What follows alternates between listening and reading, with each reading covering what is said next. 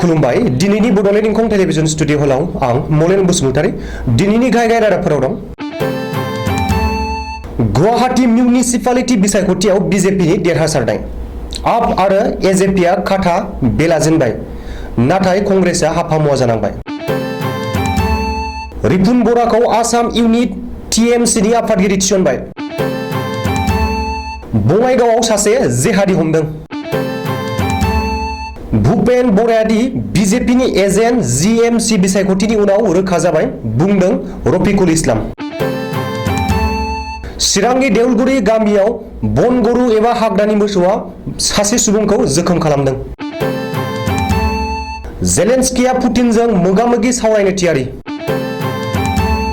कभिडनि हालोदा गाज्रिसिन जाफिननो हागौ गाहाय मन्त्रि नरेन्द्र मोदीआ जिंगा सिदों। दानिया फैदो आबुं रादाबाव।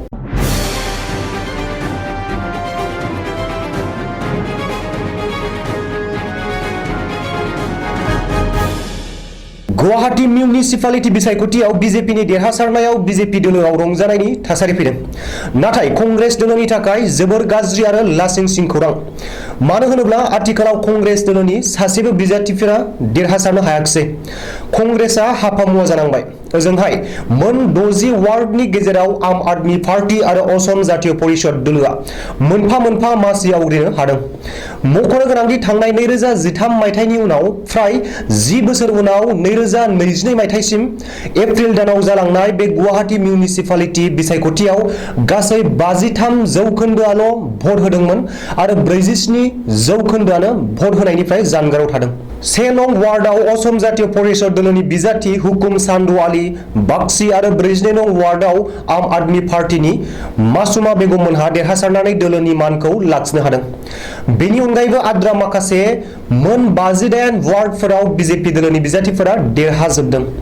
देरहासारनाय बिजेपि बिजाथिफोरनि मुङाफारि 2 नं वार्डआव मुकुल कलिता, 3 नं वार्डआव कल्लक चक्रवर्ती, 4 नं वार्डआव कनकलता देब, 5 नं वार्डआव सन्जय दास, 6 नं वार्डआव सुताना सरकार, 7 नं वार्डआव रिंकमणि ब्रह्म, 8 नं वार्डआव सुधन्य मलाकार, 9 नं वार्डआव अर्चना दास, 10 नं वार्डआव कल्पना दास, 10 नं वार्डआव मनजुला देवी, 12 नं वार्डआव दीपांकर वैश्य, 13 नं वार्डआव पुरबि तालुकदार, 14 नं वार्डआव मन्जु बरा, 15 नं वार्डआव सौरभ झुनझुनवाला, 16 नं वार्डआव प्रमोद स्वामी, 17 नं वार्डआव स्नि गधा बरुवा, 18 नं वार्डआव शंकर चक्रवर्ती, 19 नं वार्डआव ब्रिजेल रय, 20 नं वार्डआव दौल गोपाल मंडल, 21 नं वार्डआव सन्दीप देवन, 22 नं वार्डआव स्मृता रय, 23 नं वार्डआव मनजिता दैमारी, 24 नं वार्डआव बिजु मेधि, 25 नं वार्डआव मनजुला राभा, 26 नं वार्डआव राना सेटिया, 27 नं वार्डआव रिंकमणि बरा, 28 नं वार्डआव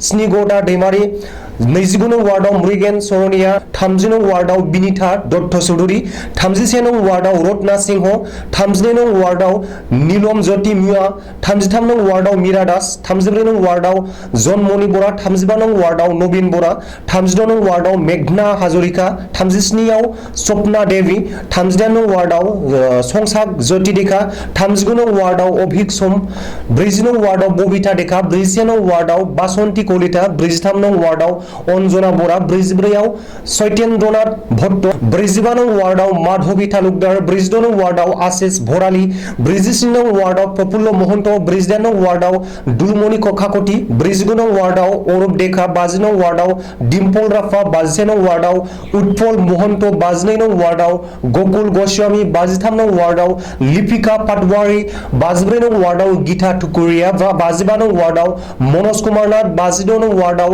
राखी बरा, 57 नं वार्डआव कविता शर्मा, 58 नं वार्डआव गौरी बरा, 59 नं वार्डआव आशिष साइकिया आरो 60 नं वार्डआव भुपेन बराया। आसाम प्रदेश कंग्रेस कमिटिनि बारग' आफादगिरि आरो रायजो सभानि बारग' एमपि रिपुन बराया आसाम इउनिट टिएमसिखौ दैदेनगोन। आसाम इउनिट टिएमसिनि आफादगिरि जानानै रिपुन बराया आसामाव टिएमसिखौ दैदेनगोन। बावैसो कंग्रेस दोलो नागारनानै टिएमसिआव हाबफैनाय एपिसिसिनि बारग' आफादगिरि रिपुन बराखौ मैया आसाम इउनिट टिएमसिनि आफादगिरि सायख'बाय। सोनाब बेंगलनि गिबि मन्त्रि ममता बेनार्जी दैदेननाय टिएमसिआ मैया गांसे नटिफिकेशन जारि खालामनाय रिपुन बराखौ आसाम इउनिट टिएमसिनि आफादगिरि फोसावदों।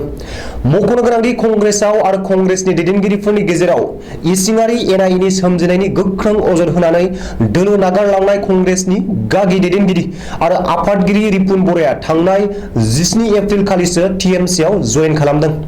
बबेखानि रिपुन बराया हरखाबनो कंग्रेस नागारनायनि जुनै दोलोनि गुबुन दैदेनगिरिफोरनि गोख्रों सावरायनायजों मोगा-मोगि जानो गोनां जादों। बरपेटा जिल्लानि उनाव आफां आसामनि बङाइगाव जिल्लायाव गुबुन सासे जिहादी हमदों। बङाइगाव जिल्लानि मानिकपुर पुलिस थानानि बेन्दोंआव थानाय भान्द्रानिफ्राय सासे जिहादीखौ हमनो हायो होननानै बङाइगावनि एसपि सफनिल देखाया सुलुङाव फोरमायदों। भान्द्रायाव हमजानाय जिहादीखौ 25 बोसोर बैसोनि सैयद आहमेद होननानै सिनायथिदों। ओरैहाय हामिदुल इस्लाम मुंनि गुबुन सासे जिहादीया पुलिसनि आखाइनिफ्राय खारखुमालांनो हायो होननानैबो पुलिसनि सुलुङाव फोरमायदों। जागि घप्पानि पल्ली रटलनि थागिबि हामिदुल इस्लामा सासे बाइक मेकानिक। पुलिस रिपर्ट बादिब्ला बिनि सिगाङाव पुलिसा हमनो हानाय जिहादी इमरान हुसैननि सिमान लानायखौ बिथा खालामना सैयद आहमेदखौ एरेस्ट खालामनाय जादों। सैयद आहमेदजों लोगोसे बिनि बेंक पासबुक आरो जिहादी जानो थुलुंगा होग्रा बिजाबजों लोगोसे माखासे फोरमानलाइखौ पुलिसा बोखांनो हादों होननानै मिथिनो हादों। बबेखानि इमरान हुसैना बरपेटा रडनि थाकलियारापारानि मोननै खोन्दोनि फोरोंथाइ बादा खुंदोंमोन आरो बे फोरोंथाइ बादायाव माखासे लाइमोनफोरा जिहादीनि बागै सोलोंथाइ लादों होननानै बङाइगावनि एएसपिआ बुंदों। एपिसिसिनि आफादगिरि भुपेन बरायादि बिजेपिनि एजेन्ट गुवाहाटी पौरसभा बिसायख'थिनि उनाव फिन खनसेबाव रोखा जाबाय। बे बाथ्राखौ बुंदों एआइइउडिएफनि एमएलए रफिकुल इस्लामा। गुवाहाटी पौरसभा बिसायख'थिनि रिजाल्ट फोसावनायनि उनावनो रफिकुल इस्लामा भुपेन बराखौ फिन गोख्रों रावजों सोंखारिदों। रफिकुल इस्लामा खौरांगिरिनि सिगाङाव बुंदों दि जीएमसी बिसायख'थियाव जों बिजाथि होआखै आरो सेकुलार भटआ खौसे जायोब्ला कंग्रेसनि गाहाम जागोन होनना सानदोंमोन। गुवाहाटी रायजोफोरा कंग्रेसखौ रिजेक्ट खालामबाय। कंग्रेसआ मोननैसो मासि मोनोब्ला मोजां मोनगौमोन। भुपेन बराया बिजेपिनि एजेन्ट होनना फोरमान जाबाय। जों बिसायख'थियाव बाहागो लायैनि थाखाय कंग्रेसआ बिजेपिखौ फेजेननायनि खाबु दंमोन, नाथाय कंग्रेसआ बिजेपिनि हेंथायै जुजियासै। बबेखानि शिवमणि बराजों लोगोसे दुधनैनि एमएलए, बरपेटा सदरनि एमएलए मंगलदै, रहा, नावबैसा बायदि बियाबखौ लानानै कंग्रेसनि माखासे एमएलएफोरा एआइइउडिएफनि भटआवसो देरहादोंमोन आरो बिसोर गोरोबथा नङा होननानै बुङा। नाथाय फिन गोरोबथा जानाय नंला होननानैबो रफिकुल इस्लामा फिन खनसेबाव दाबि खालामदों। चिरां जिल्लानि सिडली बेन्दोंआव थानाय देउलगुरि गामियाव हरखाबै हाग्रानि मोसौ एबा मासे बनगुरुआ फैनानै सरन बसुमतारी मुंनि सासे सुबुंखौ सौनानै गोब्राबै जखम खालामदों। बे जाथायनि उनाव आथिखालाव देउलगुरि गामियाव जोबोर हालाय-हाफाय जादों। मानोना हाग्रा बिफाननि मावफारियाफोरा आथिखालाव बनगुरुआ गामि ओनसोलाव बिनि बारि बैनि बारियाव हाबब्रेनानै थांलाय फैलाय जाबाय थानायाव हाग्रा बिफाननि मावफारियाफोरा मोसौ मेथेंखौ ट्रेंकुलाइज खालामनो आख'-फाख' जादों होननानै सुलुङाव फोरमायदों। बेखायनो ट्रेंकुलाइज खालामनायाव उसुबिदायाव गोग्लैदों।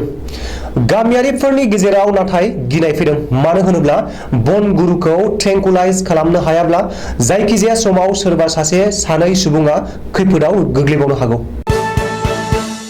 दाननैनि उनाव रासिया आरो इउक्रेननि दावहाया जोबनायनि लामायाव। रासियाया इउक्रेननि लान्थ्रियै दाननै गाग्लोबनायनि उनाव इउक्रेननि हादरगिरि भलदिमिर जेलेन्स्किया रासियानि हादरगिरि व्लादिमिर पुतिनजों मोगा-मोगि सावरायनो थियारि जादों। रासियानि हादरगिरि व्लादिमिर पुतिनजों जेंना सुस्रांनायनि बागै मोगा-मोगि सावरायनो थियारि होननानै इउक्रेननि हादरगिरि भलदिमिर जेलेन्स्किया मोनसे खौरांगिरि मेल खुंनानै फोसावदों। बेजों लोगोसेनो बे दावहाखौ जाय जागायजेनदों बिनो फोजोबनोबो हागोन आरो रासिया इउक्रेननि गेजेराव गोजोन गोरोबथा जायोब्ला गावबो पुतिनजों मोगा-मोगि सावरायनो थियारि होननानैबो जेलेन्स्किया बुंदों। जेलेन्स्किया बेखौबो फोरमायदों दि रासियानि गाग्लोबनायाव थांनाय 2 दाननिफ्रायनो दावहाथिलिनि महर मोननाय इउक्रेननि राजथावनि कियेभआव आमेरिकानि बायजोआरि मन्थ्रि एन्टनी ब्लिंकेन आरो रैखाथि नेहाथारि लयड अस्टिनआ बावैनो दावबायफैगोन। आथिखालाव थामथि दोहौनि कर'ना एबा कभिडनि हालोदा दुलाराय भारतआव मोजांद्राय नङा। बेखायनो गाहाय मन्थ्रि नरेन्द्र मोदीआ आथिखालनि थासारिखौ नोजोर होनानै जिंगा सिदों। कर'नानि गोख्रै बांफिननाय आयदाखौ लानानै सनिबारखालि गाहाय मन्थ्रि नरेन्द्र मोदीआ गोदान दिल्लीयाव मोनसे रिभिउ मेल खुंदों। बेनि उनाव फैगौ 27 एप्रिलाव हादरनि मोनफ्रोमबो रायजोनि गिबि मन्थ्रिमोनखौ लानानै मोनसे रिभिउ मेल जथुमनाय जागोन होननानै सुलुङाव मिथिहोदों। मख'नो गोनांदि आथिखालाव भारतनि गोबां रायजोआवनो कर'नानि थामथि दोहौआ जागायफिननो हमबाय। दिनैनि रादाबा एसेनोसै, गोजोन्थों।